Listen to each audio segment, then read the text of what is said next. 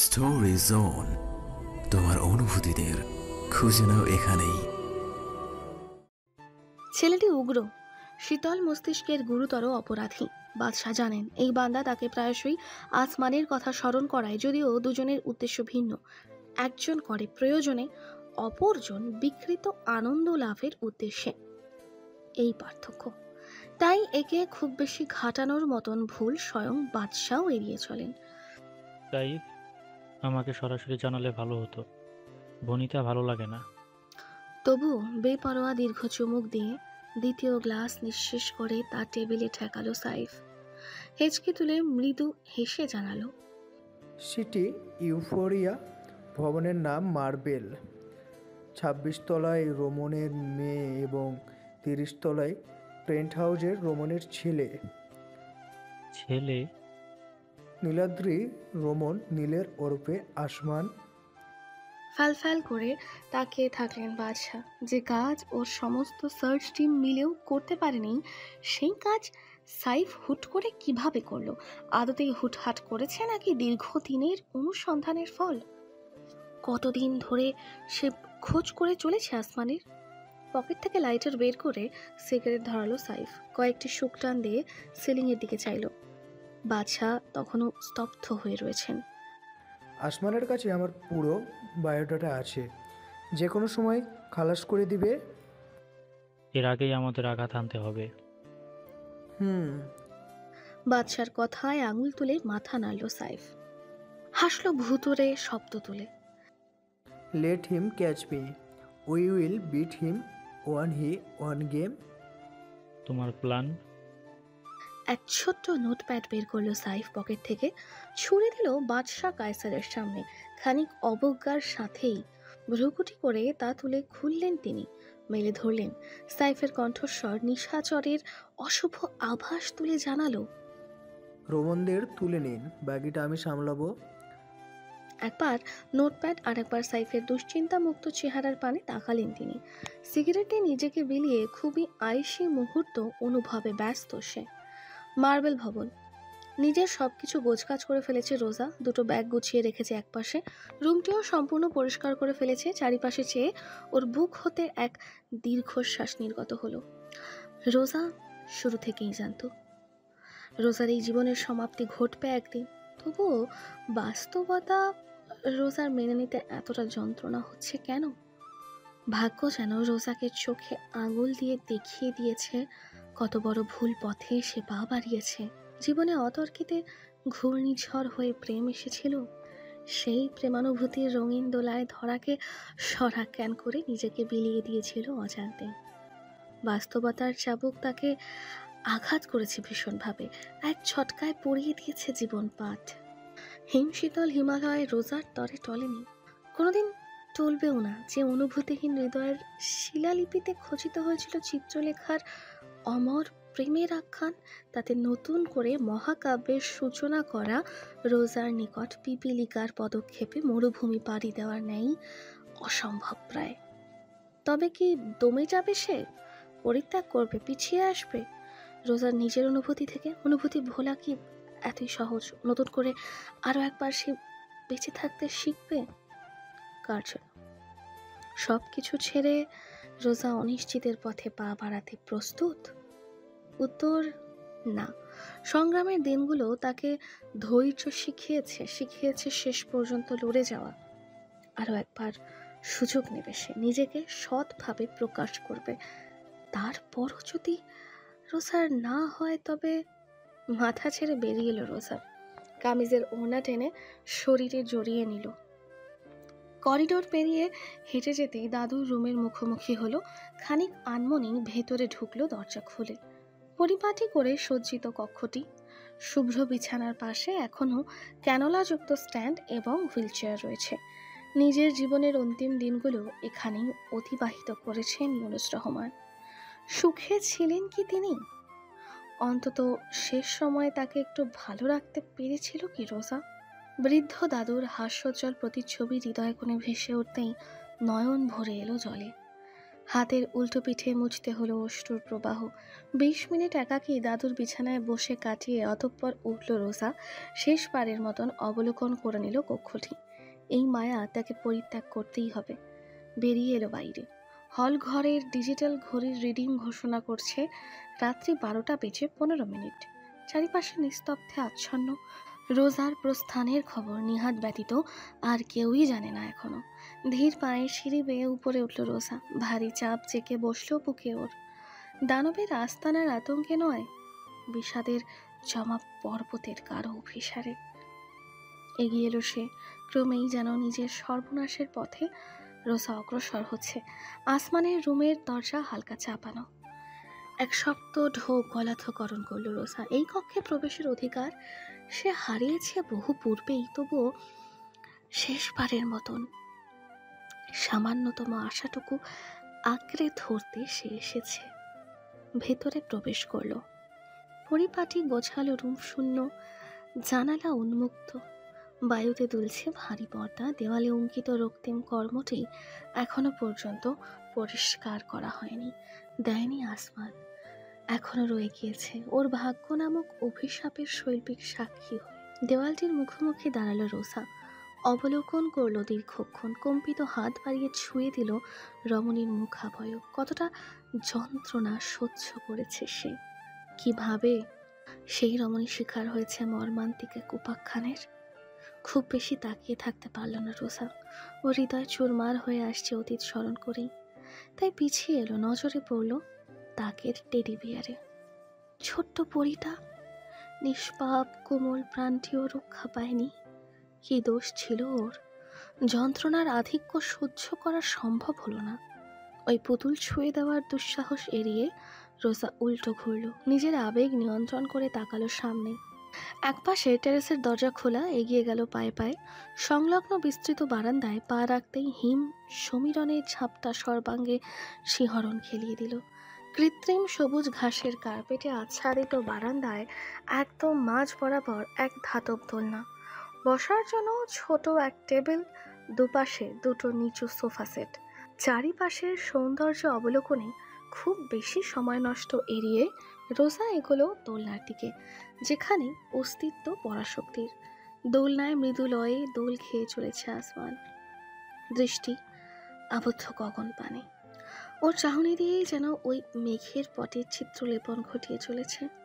রোজার উপস্থিতি অনুভব করেছে আরও আগেই, তবুও ভ্রুক্ষেপ নেই। এগিয়ে দোলনার বিপরীতে মোড়া পেতে বসল রোজা নিঃশব্দে। দীর্ঘ এক মুহূর্ত পেরোলো নৈঃশব্দ আলোড়নে, যা ভেদ করল রমণীর স্থির অতর্কিত আহ্বান। আমাকে একটা সুযোগ দেওয়া যায় না? নীরবতা। আমি দুঃখিত। এবারেও নিরুত্তর হিমালয়। যথারীতি মৃদু তরঙ্গ তুলে দোলনা দুলে চলেছে। ধাতব ধ্বনি নীরবতার দেওয়ালে কড়া ঘাত তুলছে। রোজা দৃষ্টি নত করল। সবকিছু কি আরো একবার নতুন করে শুরু করা যায় না? আমি জানি তোমার জন্য বিষয়টা কঠিন। কঠিন নয়, এক প্রকার অসম্ভব। তবু বেহায়া নির্লজ্জের মতো ভিক্ষা চাইছি। এটুকু দয়া আমায় করবে তুমি আসমান? কোনো ভাবান্তর নেই, দৃষ্টিপাতও বিলীন নৈসর্গে। দ্বিধান্বিত হলো রোজা। পরক্ষণে তা ছেড়ে এগোলো। হাঁটু মুড়ে বসলো দোলনার সামনে। উভয় হাত স্থাপন করলো মানবের উরুতে আলতোভাবে। নিজের জন্য ভিক্ষা চাইছি আসমান। আমি যে নিজের অজান্তে এই অন্তরকে উৎসর্গ করে ফেলেছি তোমার নামে। আমায় একটু সুখ দেবে? না। হৃদয় ক্ষত বিক্ষত হলো মুহূর্তেই, তবুও অবাধ্য আচরণ, একটুখানি অনুভূতি লাভের তাড়না। এই চুক্তির সম্পর্ককে বাস্তব সম্পর্কে বদলানো যায় না? যায় না। আমার অনুভূতি মূল্যহীন? হ্যাঁ। আসমান, কাঠখোট্টা একরোখা জবাব। রোজার অশ্রুপাত ঘটালেও তাতে ভ্রুক্ষেপ না করে উঠল সে। উঁচু হয়ে দুহাত বাড়িয়ে স্পর্শ করলো আসমানের মুখ। ইচ্ছা হলো মাস্কটি টেনে সরাতে, কিন্তু সে দুঃসাহস না করে নিচের দিকে ঘোরালো ওই কৃষ্ণ গহ্বর। টলটলে অনুভূতি পূর্ণ দৃষ্টি মেলালো তাতে, সামান্যতম আশায়। তুমি অভিশাপ। এই অভিশাপের দংশনে আপন অস্তিত্ব মেটাতে চাই। তুমি প্রলয়। এই প্রলয়ের ঘূর্ণিপাকে নিজেকে বিলীন করতে চাই। তুমি বিনাশ, এই বিনাশের বিনাশিথি ঢাল হয়ে লড়তে চাই। আফসোস নেই, পরোয়া নেই, এই অনুভূতিতে হোক আমার সর্বনাশ, হোক আমার ধ্বংস। চেয়ে রইল কৃষ্ণ গহ্বর। মুহূর্তের জন্য তাতে প্রচলিত অব্যক্ত অনুভবের উপলব্ধি করা গেল। ঝাপসা দৃষ্টিতে তা অবলোকনে ব্যর্থ হয়ে রইল রোসা। পুনরায় জানালো, আমি বদল চাই না, আমি এই কণ্টকাকীর্ণ পথের সঙ্গী হতে চাই। অমানিসার নিশাচর হতে প্রদোষের দীপ্তির সন্ধানের কারণ হতে চাই। এই জীবন, এর উদ্দেশ্য, এর প্রয়োজন, সবকিছুর অংশ হয়ে বাঁচতে চাই। অন্ধকারে নিমজ্জিত হয়েছি বহু আগেই, তাতে ডুবে হারানোর ভয় এই অন্তরে নেই। ধীরে ধীরে নিজের কপল থেকে রোসার দুহাত সরালো আসমান। তাকালো কঠোর এক শীতলতা নিক্ষেপ করে। আবেগ বড়ই বেহায়া এবং অনুভূতি মিথ্যাবাদী। নিজেকে গুটিয়ে নিল রোজা। ওর জবাব সে পেয়ে গিয়েছে এক বাক্যে, তবুও আশ্চর্যজনকভাবে ওর কান্না আসছে না। অধিক শোকে রোজার হৃদয় পাথর হওয়া কাকে বলে এখন সে অনুভব করছে চরমভাবে। রীতিমতো হাসতে ইচ্ছা হচ্ছে ওর। প্রচণ্ড শব্দ করে এক পরিতৃপ্তিময় হাহাকারের হাসি নিশ্চল হিমালয়ে নিগূঢ় দৃষ্টিপাত ঘটালো ওর অভিমুখে। এই জীবন ঔপন্যাসিকের উপন্যাসের পাতা নয়। অনুভূতির জলোচ্ছ্বাসে জীবন তরি দিশা বদলাবে না কোনোদিন। লক্ষ্যে অবিচল, প্রতিশোধে উন্মত্ত এই প্রলয়ঙ্কারী আত্মা। বহির্শক্তির আগমন এখানে নিষিদ্ধ। আমার আমি এবং এই আমির গন্তব্য অসীম প্রেমের সংঘর্ষে কোনোদিনও টলবে না। তাকিয়ে থাকলো রোজা সম্মোহিত হয়ে। এই প্রত্যাখ্যানের বেদনার মাঝেও যেন কোথাও এক টুকরো রোজার ভালো লাগা লেপ্টে রয়েছে। আসমান ঝুঁকলো, নিজের মাস্ক খুলে নিল। ওই বিভীষিকাকে সঙ্গী করে তাকালো অনুভূতির মাঝারে। অনুভূতির বিনাশক ওর বজ্রকণ্ঠ ধ্বনিত হলো সমস্ত ধরিত্রী জুড়ে। আমি আসমান, প্রাকৃতিক অসীমতার ধারক নয়, ধ্বংসকাব্যের সূচনা যন্ত্র। এই অস্তিত্ব আবেগের বাহক নয়, মৃত্যু পরোয়ানার দলিল। রোজার পৃথিবী এক লহমায় শূন্যতার আচ্ছাদনে নিমজ্জিত হলো। তবে তাতে খেদ নেই, আফসোস নেই, শুধুই দীর্ঘশ্বাস। প্রলম্বিত নীরবতা। অতঃপর উঠল আসমান। আগামীকাল নিহাদের সঙ্গে যাবে। আর হ্যাঁ, বাবাকে কিছু জানিও না, তার সঙ্গে আমি পরে কথা বলবো। চলে যাচ্ছিল, কিন্তু অতর্কিতে মায়াবী অথচ আত্মবিশ্বাসী কণ্ঠটি তাকে থমকাতে বাধ্য করলো। আমার জন্য অনেক করেছো, আর নয়। উঠে দাঁড়ালো রোজা, মুছে নিয়েছে নিজের অশ্রু, ওর সঙ্গে সকল আবেগ অনুভূতিও। অধরে ওর বর্তমানে ঝুলন্ত নির্লিপ্ত হাসি। মুখোমুখি হলো সে অনুভূতিহীনতার। এবার আমার মুক্তি দাও আসমান, সত্যিকারের মুক্তি। দ্বিধান্বিত হয়ে চেয়ে থাকলো হিমালয়। এই রমণী তাকে হতবাক করেছে। রোজা মাথা হেলিয়ে বলল, আমার জীবন কতদিন অন্যের ভরসায় বাঁচবো? দাদুর জন্য নিজেকে চুক্তিতে বেঁধেছি, আর প্রয়োজন নেই।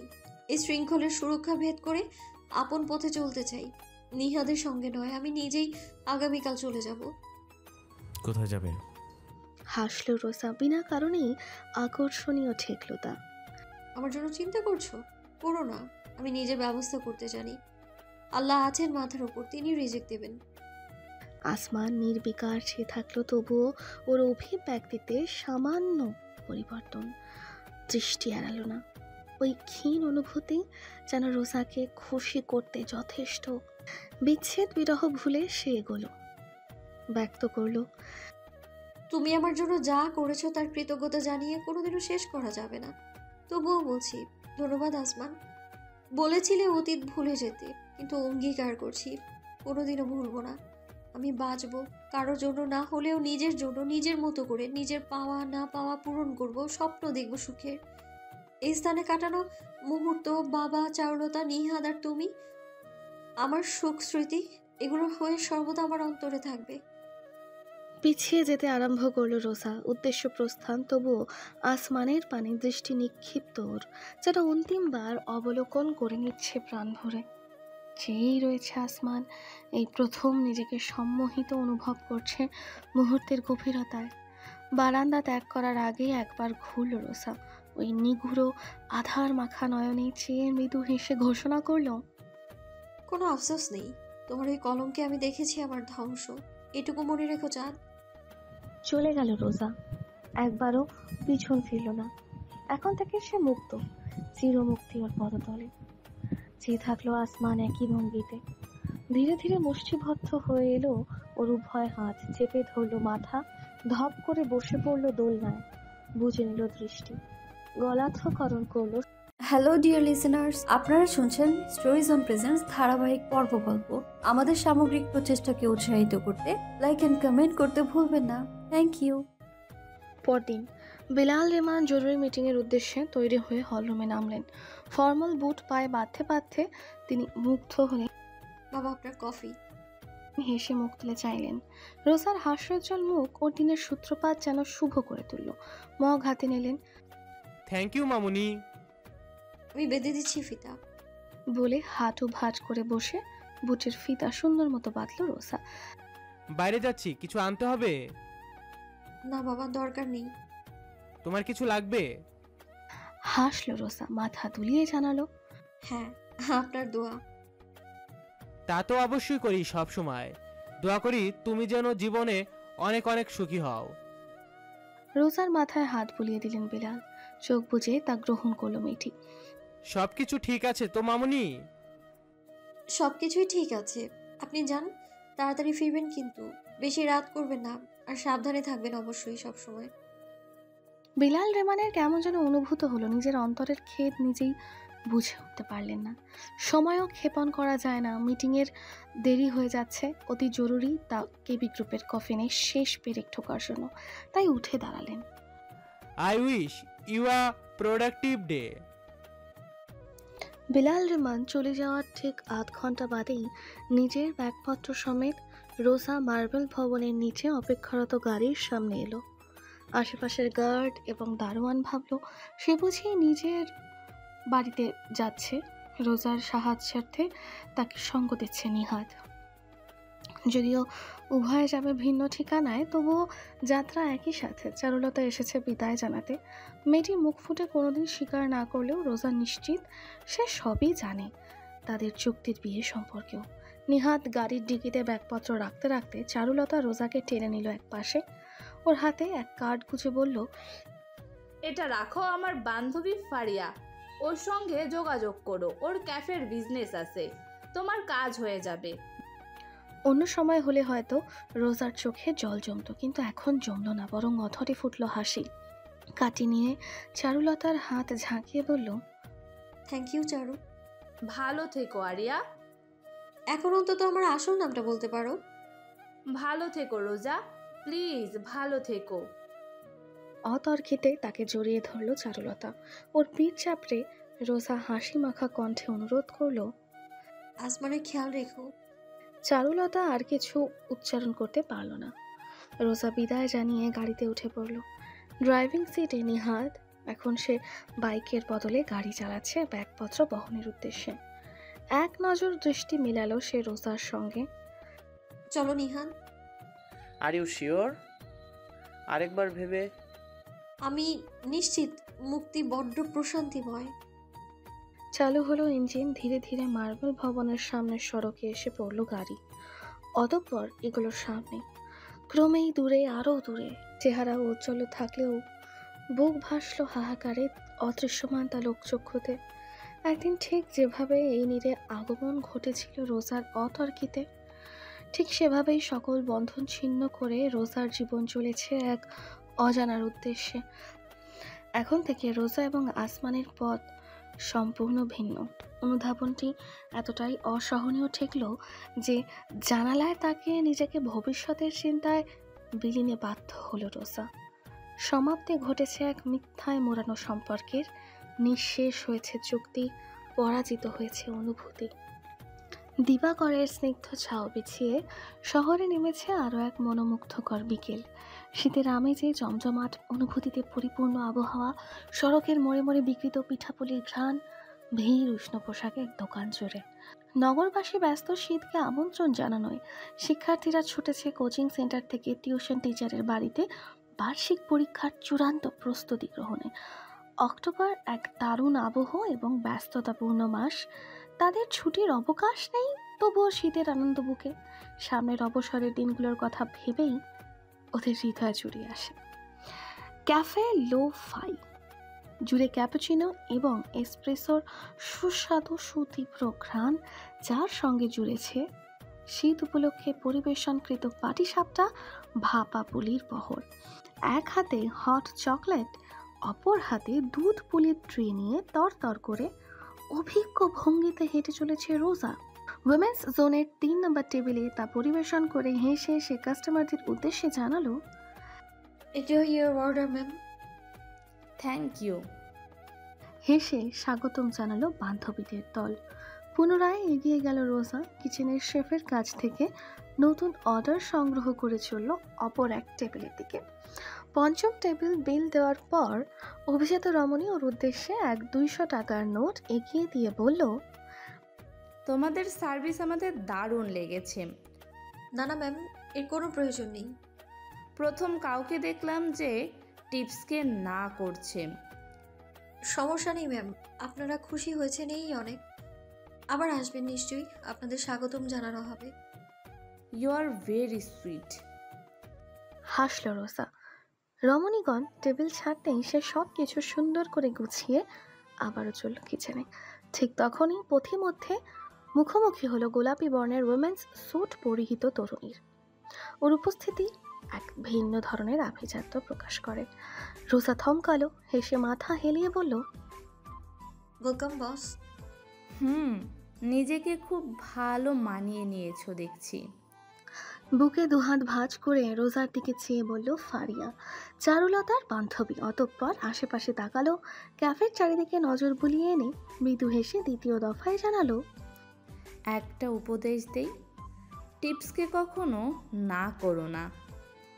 হালকা চোখ টিপে কৌতুক ভঙ্গি করে ফারিয়া রিসেপশনের দিকে এগোলো। রোজা কয়েক সেকেন্ড দাঁড়িয়ে আপন মনে হাসলো, তারপর এগুলো নিজের কাজগুলো সমাপ্ত করতে। ক্যাফের শিফট শেষ করতে করতে গোধূলি বেলা এলো।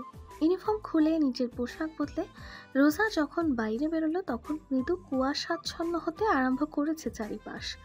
ব্যস্ত সড়কের এক পাশ ধরে হাঁটতে আরম্ভ করলো সে নিজের আপনের উদ্দেশ্যে। মস্তিষ্ক জুড়ে রোজার অবাধ্য চিন্তারা ঘুরপাক খেয়ে চলেছে আপন মনে।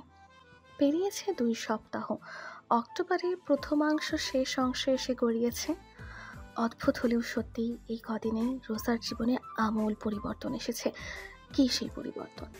ধারণা নেওয়া যাক। সর্বপ্রথম নিজেকে রোজা ওয়াদা করেছে অতীত কখনো ভুলবে না, কিন্তু সেই অতীতের বিষাদও রোজা গায়ে মাখবে না, বরং হাসবে, যতটা সম্ভব হাসবে, হাসি খুশি থাকবে, নিজের জন্য বাঁচবে, এগিয়ে যাবে, রোজার সব না পাওয়া পূরণ করবে, নিজের এই স্বাধীনতা উপভোগ করবে যতটা সম্ভব। রোজা কাঁদেনি, প্রত্যাখ্যান স্মরণ করেও নয়, বরং মার্ভেল ভবনের স্মৃতিগুলো ওর খুশির খোরাক। রোজার নস্টালজিক এক অনুভূতির কারণ, প্রথমে এক গার্লস হোস্টেলের গণরুমে উঠেছিল সে কয়েকদিনের জন্য। পকেটে ছিল রোজার মোটে 1830 টাকা। কোনো মতেই সম্ভব ছিল না। 10,000 ধার নিয়েছিল নিহাদের থেকে। তা দিয়ে চলেছে 3 দিন। 4 দিনের দিন চারুলতার বান্ধবী ফারিয়ার ক্যাফেতে ওর কাজ হয়ে যায়। বেতন 12,000 ধরা হয়েছে আপাতত, খুব বেশি নয় রোজার জন্য, তবুও রোজার মোটামুটি যথেষ্ট। হোস্টেল ছেড়ে এক আলাদা বাসা নিয়েছে। বাড়ি ওর বাল্যকালের এক বন্ধু, যে বর্তমানে সম্পূর্ণ পরিবার সহ আমেরিকায় সেটেলড। ঢাকার বাড়ি দেখাশোনার লোকের প্রয়োজন ছিল। খানিক দৈবিকভাবেই রোজার সঙ্গে যোগাযোগ হয় ওর। বাড়িটি দেখাশোনার বিনিময়ে রোজার মাথা গোজার মতন 1-2টি রুমের ছোট্ট বাসার ব্যবস্থা হয়েছে। ভাড়া যদিও প্রচুর, তবুও ওর কাজের বিনিময়ে কমিয়ে ধরা হয়েছে, যা বহন করা সম্ভব। বাড়ির বিভিন্ন সময়ের কাজ, ভাড়াটিয়াদের ভাড়া নেওয়া, ইলেকট্রিসিটি, গ্যাস বিল ইত্যাদি ইত্যাদি তাকে দেখাশোনা করতে হয়। নতুন করে পড়াশোনা চালুর উদ্যোগও নিয়েছে রোজা। খুঁজে পেতে এক প্রাইভেট ইউনিভার্সিটি বের করেছে, যেখানে 4 বছর পর্যন্ত স্টাডি গ্যাপ দিয়ে অনার্স ডিগ্রি অর্জন করা সম্ভব। রোজা আগের দিনই মাত্র দরখাস্ত জমা দিয়েছিল। ওর স্টাডি গ্যাপ পড়েছে 3 বছর।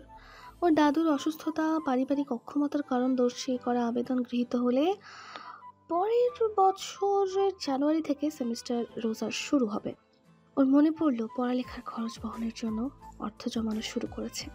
কতটুকু সম্ভব হবে জানে না, কিন্তু এটুকু জানে সে সর্বোচ্চ চেষ্টা করবে। জীবনে রোজা কোনো আফসোস রাখবে না। যদি রোজার ভাগ্যেও না হয়, হৃদয় জানবে, শেষ পর্যন্ত রোজা চেষ্টা অব্যাহত রেখেছিল। সকাল থেকে বিকাল পর্যন্ত ক্যাফে, বাসায় ফিরে নিচের তলার ক্লাসে 8-এ পড়ুয়া শিক্ষার্থীর টিউশন, রাতে ফাউন্টেন পেনের গল্প লেখা এবং এডিটের কাজ, সাথে হালকা পাতলা পড়াশোনা। এভাবেই কেটে যাচ্ছে রোজার জীবন। সত্যিকারের অর্থে রোজা খুব খারাপ নেই, নিজেকে ধীরে ধীরে গুছিয়ে এনেছে অনেকখানি, যা কিছুদিন আগেও ওর কাছে ছিল অকল্পনীয়। অতিরিক্ত অর্থের প্রয়োজন ফুরানোর সঙ্গে সঙ্গে চাহিদা কমে এসেছে। ঘৃণ্য কাজ থেকে নিজেকে অবমুক্ত করে এগিয়ে যাওয়া সম্ভব হচ্ছে। কম কি, ভালোই তো আছে রোজা এই একলা জীবনে। রোজার স্টুডেন্টের জ্বর উঠেছে, তাই টিউশন আরেকদিন দেওয়ার সিদ্ধান্ত নিয়ে রোজা 2 তলায় নিজের বাসায় এলো। বাড়িওয়ালা নিজেরা থাকার জন্য বিশাল স্থানে তৈরি করেছিল, যার 2/3 জুড়ে তাদের দেশে ক্রয়কৃত বিভিন্ন মালপত্র বোঝাই। রোজার থাকার জন্য 2টো রুম, এক কিচেন, বাথরুম এবং বিশেষ অনুরোধে বারান্দাটা ছেড়ে দেওয়া হয়েছে। তালা খুলে ভেতরে ঢুকে ব্যাগ রেখে প্লাস্টিকের চেয়ারে বসে পড়ল রোজা। কিছুক্ষণ বিশ্রাম নিল চোখ বুজে, তারপর উঠল। বাথরুমে গোসল করে ঘরের পোশাক পরে এলো। প্রচণ্ড ক্ষুধাও লেগেছে। চাইলে রোজা ক্যাফেতে কিছু খাওয়া যেত, কিন্তু ক্যাফেতে ঝাল কিছু ছিল না, রোজার ঝাল কিছু দরকার। সকালে রান্না করা ভাত রয়েছে, পেঁয়াজ মরিচ কেটে ভাজি করে নেওয়া যায়। যেই ভাবা সেই কাজ, লেগে পড়ল কাজে। ভাঙারির দোকান থেকে অতি কম দামে ক্রয় করা আধ ভাঙা কড়াই চুলায় চড়িয়ে তাতে তেল ছিটিয়ে মশলাপাতি ঢেলে নাড়তে নাড়তে ভাবনার ভুবনে হারিয়ে গেল রোজা। দৃষ্টিতে অতর্কিত ভেসে উঠল পেইন্ট হাউসের কিচেন, যার কাউন্টারে অ্যাপ্রন পরিহিত অবস্থায় দাঁড়ানো ওর হৃদয়রাজ। দক্ষ হাতে চপিং বোর্ডের উপর কুচি কুচি করে নিচ্ছে সবজি, প্যানে তেল ছিটিয়ে তাতে একে একে সকল উপকরণ যুক্ত করছে। সুঘ্রাণে সম্পূর্ণ বায়ু এক লহমায় সুস্বাদু আবহে পরিপূর্ণ হয়েছে।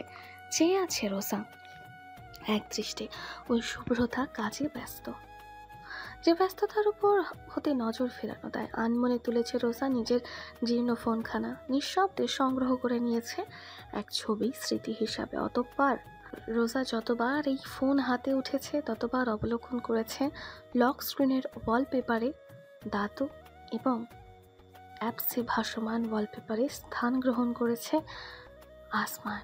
ওর জীবনের সবচেয়ে গুরুত্বপূর্ণ 2জন মানুষ, সবচেয়ে ভালোবাসার 2 অস্তিত্ব।